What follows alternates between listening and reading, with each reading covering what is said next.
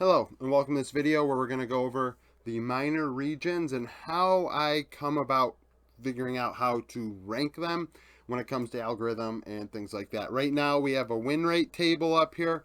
I'm going to break the video in half and then put up another table that I think is a little more interesting to think about. But this win rate table is based off of 2022 because the VCS didn't participate in 2020 or 2021 due to COVID.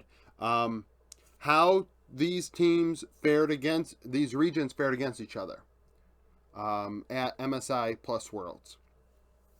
You see here I have major regions all lumped together. LEC tending to lose to minor regions more than anybody else. Yeah,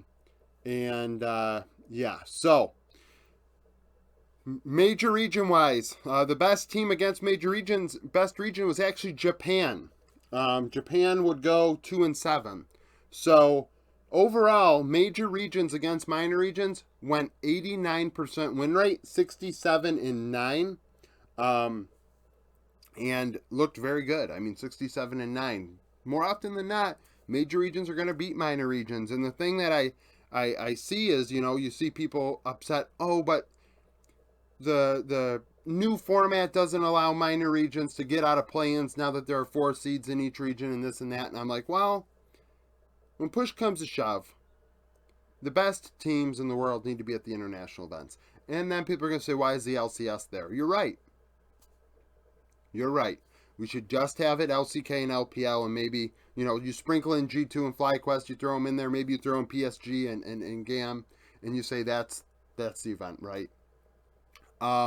But otherwise, really, this format determines who should move on. I mean, 67-9 between 2 events is pretty damn telling if we're being honest, right?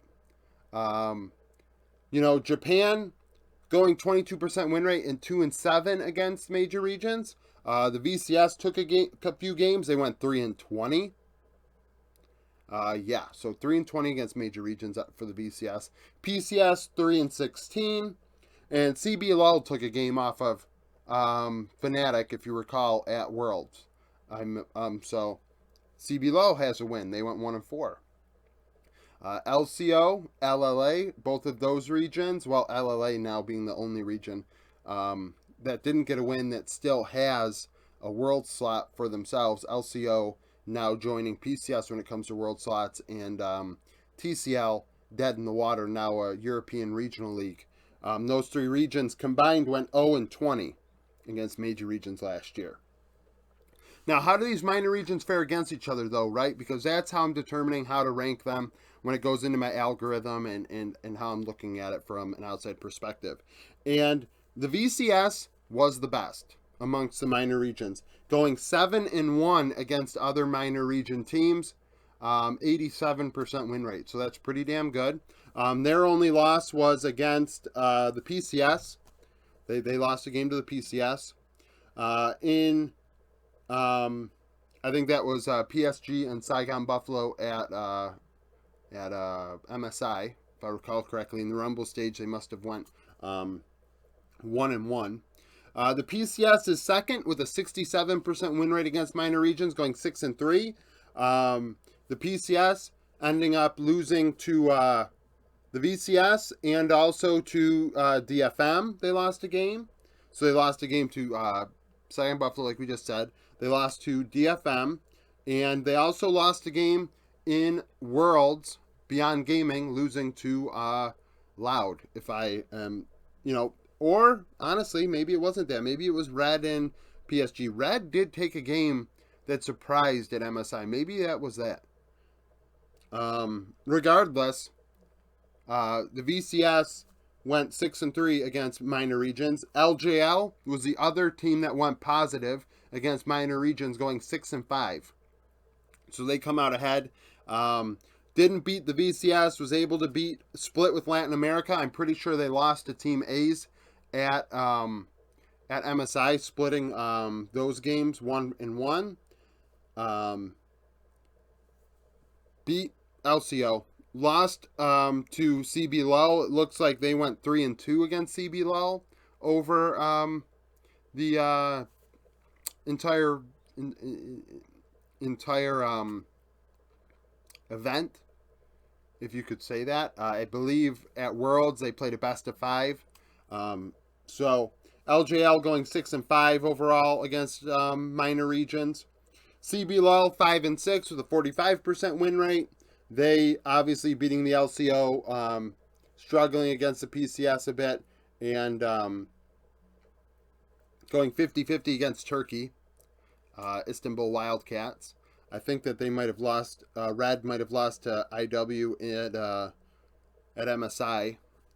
And then we have Latin America went 2-4. Latin America finding wins against Japan, and I have them going 2-4.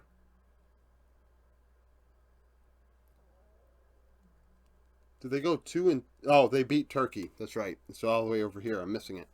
Beat Turkey. We saw that game. I think that was almost a troll game, if we recall correctly. Remember, not all these games occurred at the same, the same part of the tournament that matters the most. But it's nice to just look at this and think about it a bit. TCL 1-5, non-existent anymore, and LCO 0-3 against minor regions. So really, we see here that it did turn out being this way. That's kind of why I think Vietnam has overtaken the PCS. They are doing better against, these other minor regions in an outright win rate situation. The next graph I'm going to show in a minute is going to be based on control of the game, which we'll look into a bit and just kind of figure out maybe, who actually were in control of most of these games versus who ended up winning at, teams throwing games, regions throwing games, and things like that. I think that it's a little more telling for what we want to do with, trying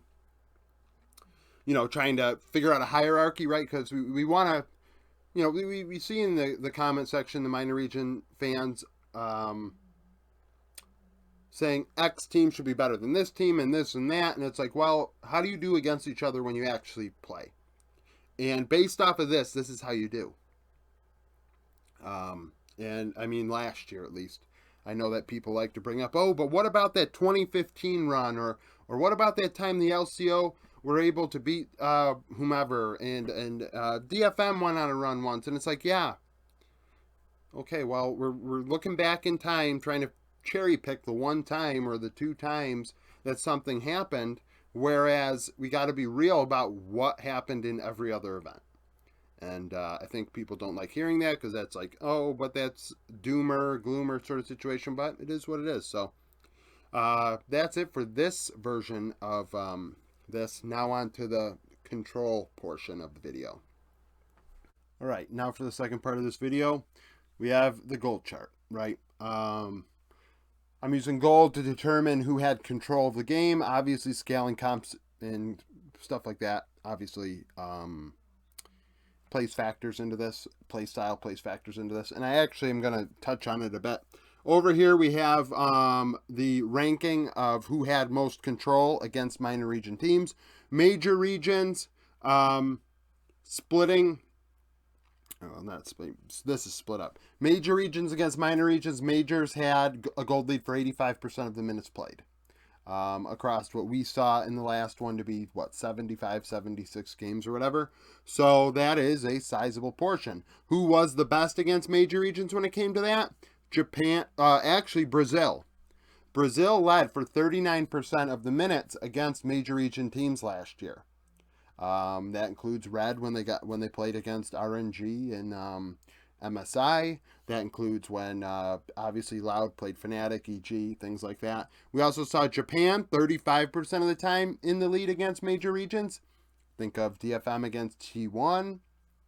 Think of DFM at Worlds against EG and Fnatic as well.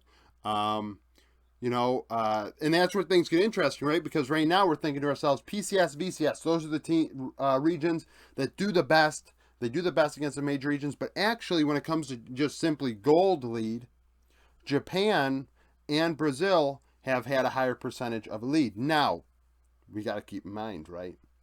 The PCS, VCS numbers are affected by main event. When you look at Worlds, GAM played against Rogue, DRX, and Top. CFO had to play against 100 Thieves, RNG, Genji. So those numbers are going to be affecting them. Like, they played better competition. They didn't play the 4 seeds like CBLOL and Japan did. Not to mention, when we think about MSI, the PCS, VCS had to play many more games against major regions because of Rumble Stage. So that's why things end up the way they do. But the win rates, it's interesting because the win rates still have PCS, VCS higher despite playing many more games against the major region teams. Now, when the minor region teams intermix and the major regions aren't part of it, Japan still is the second best region in that metric. They led for 2/3 of the minutes played against other minor regions. Japan going roughly 50-50 against Vietnam, 89-11 against Latin America, led every minute against Oceania, and 60% of the minutes against Brazil and the PCS. Japan were in the lead in gold, which makes sense. They put DFM, the team that represented Japan at both events, plays a very slow, almost Korean style of play that will give you a lot of minutes played, a lot of minutes in the lead because they're scaling and they're waiting until the last minute to play not last minute to strike. They're just literally dragging the game out until they scale and win. Now, they lost against Vietnam that way, if I recall correctly, or it was a really sloppy game. That Kalista Vel'Koz mid lane matchup, I know we all know it if you've paid attention to MSI last year. And sometimes in team fights, Japan would lose in the end. So that's the example of that. VCS, 64% of their minutes, 88-12 against Latin America, pretty much 50-50 against Japan. PCS actually led 62% of the minutes against Vietnam, despite the win rates being 50-50. And then they dominated the TCL 91% of the time. CBLOL and PCS are just above 50%, which is interesting as well, right? CBLOL above PCS once more. CBLOL leading, going 40-60 against Japan, leading 86% of the minutes against Oceania, actually leading 62% of the minutes against the PCS, so actually in the lead. You know, you think of PSG and Red Canids, I believe they played at MSI. You think of Beyond Gaming and Loud, and we have to keep in mind, similar to the major region deal, they are playing the second seed from the PCS. They're not playing the first seed, right? So that's kind of the intermixing there, which is why when I do my algorithm, I kind of have to figure out how I want to, like the depth of a region, right? And figure out where does the second seed actually fall, where does the third seed in this region actually fall, and things like that.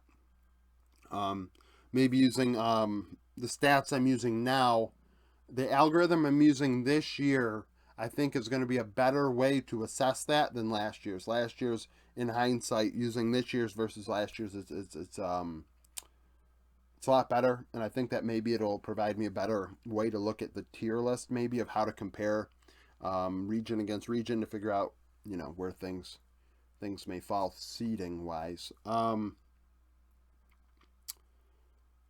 Now, as far as, so we got PCS 53%, and then the bottom 3 regions, Turkey, Latin America, Oceania. Obviously, first half of the video, like I said, only Latin America still survives from that, leading under 30%. So TCL's best matchup was against the PCS, where they led 2/5 of the game. Latin America, they did best against Turkey, leading 94% of the minutes. LCO was the worst at 8%. LCO led 14% of their minutes against Brazil, so that was Chief and Loud at Worlds. They led 12% against Beyond Gaming.